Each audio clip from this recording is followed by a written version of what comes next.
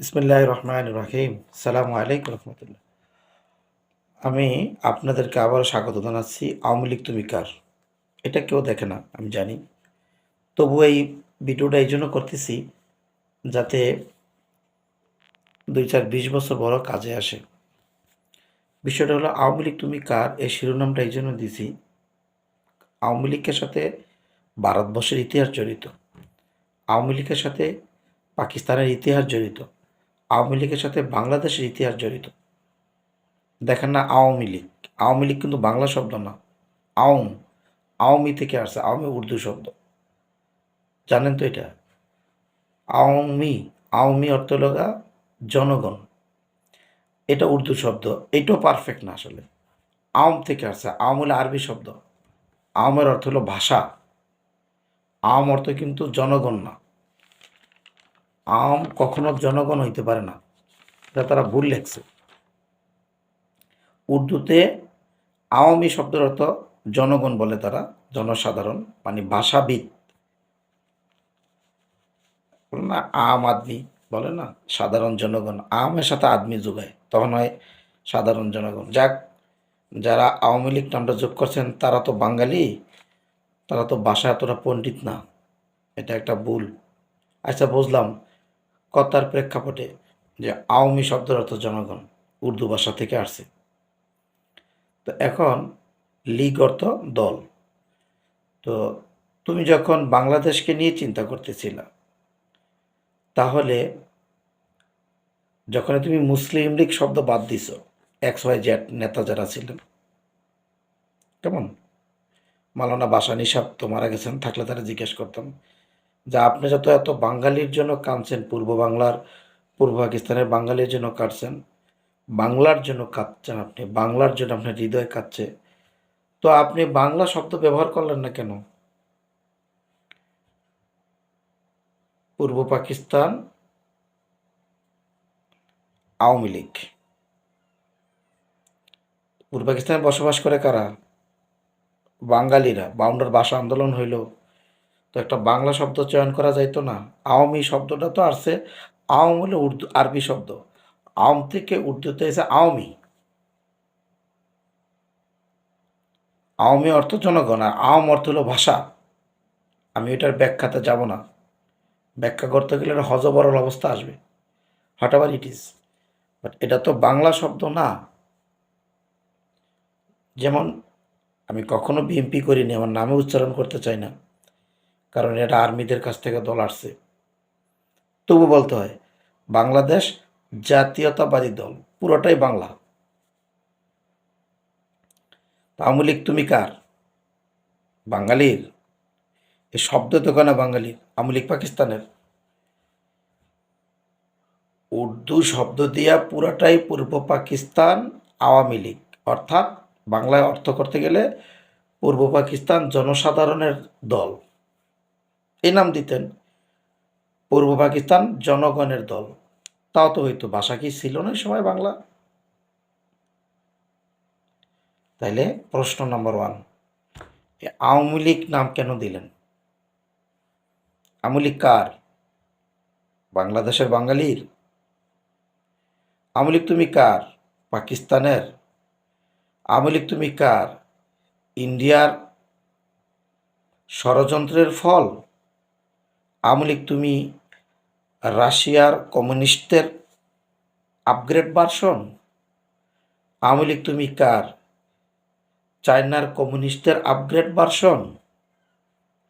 মৌলানা ভাসানী, আপনি কি রাশিয়ার কমিউনিস্টের আপগ্রেড ভার্সন না চায়না কমিউনিস্টের আপগ্রেড ভার্সন?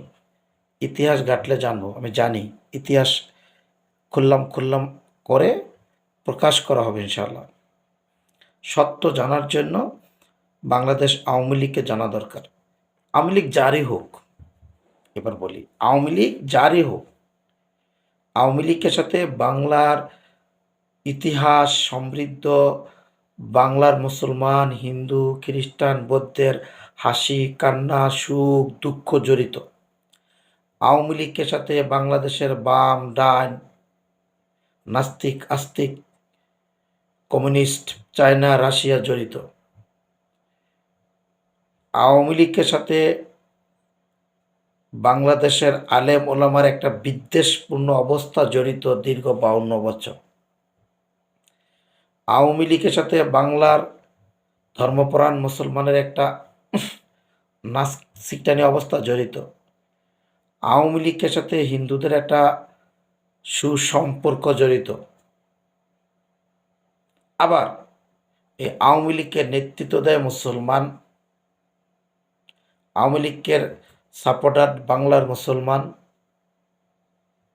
ধর্মপ্রাণ মুসলমানও আছে, মডার্ন মুসলমানও আছে।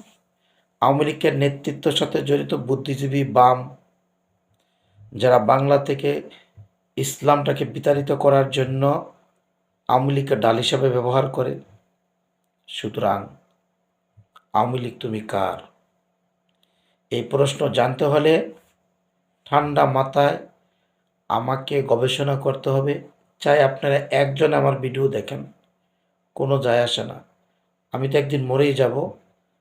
যদি আমি আল্লাহর মেহরবানিতে এর সঠিক বিশ্লেষণ করতে পারি, আজ হতে 50 বছর পরেও মানুষ সঠিক ইতিহাসটা জানতে পারবে। আর যখন জানতে পারবে, সঠিক সিদ্ধান্ত নিতে পারবে, তখন বাংলাকে, যখন আপনি সঠিক সিদ্ধান্ত জানতে পারবেন, তখন বাংলাকে সঠিকভাবে আপনি পরিচালনা করতে পারবেন।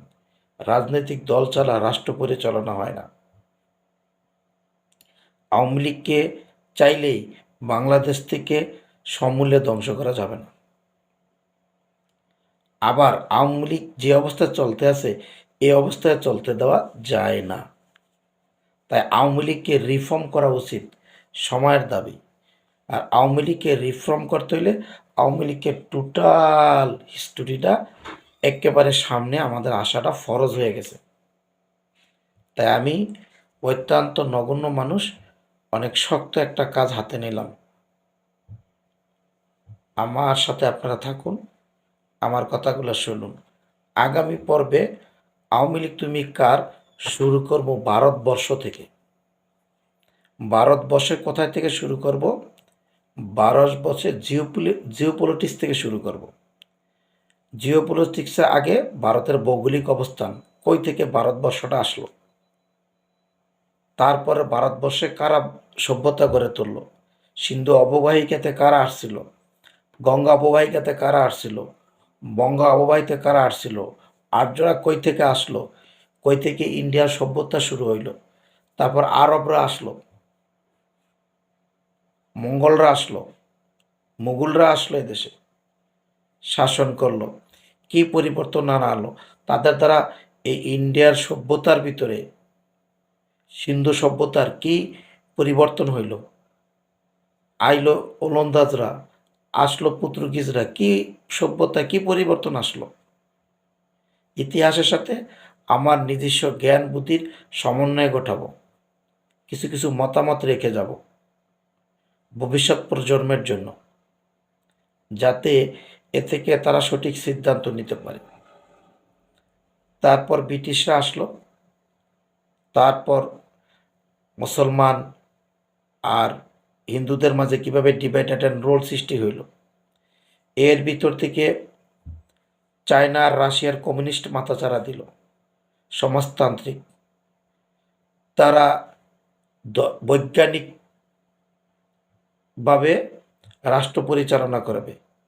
বৈজ্ঞানিকের নামে যত অবৈজ্ঞানিক কাজ তারা করলো, নিজেদেরকে পাণ্ডিত্য মনে করে, মূর্খ চরম পর্যায়ে। কারণ ধর্মজ্ঞান যাদের নাই, তাদের জ্ঞানের কোনো মূল্য নেই।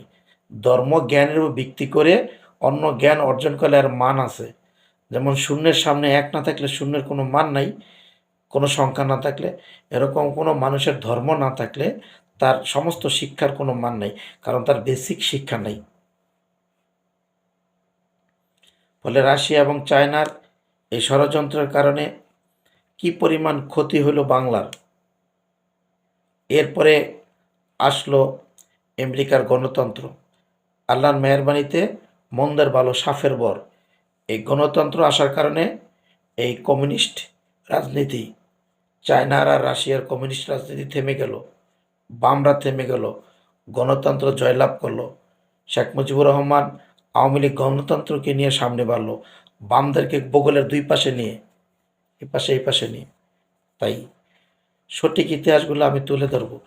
আজকেও আমার এই পর্ব সূচনার লগলে আছে। আগামী পর্ব থেকে ভারতবর্ষের ভৌগোলিক অবস্থান, কিভাবে ভারতবর্ষ সৃষ্টি হলো, এ থেকে শুরু করবো ইনশাল্লাহ। সঙ্গে থাকুন। সালামু আলাইকুম রহমতুল্লাহ।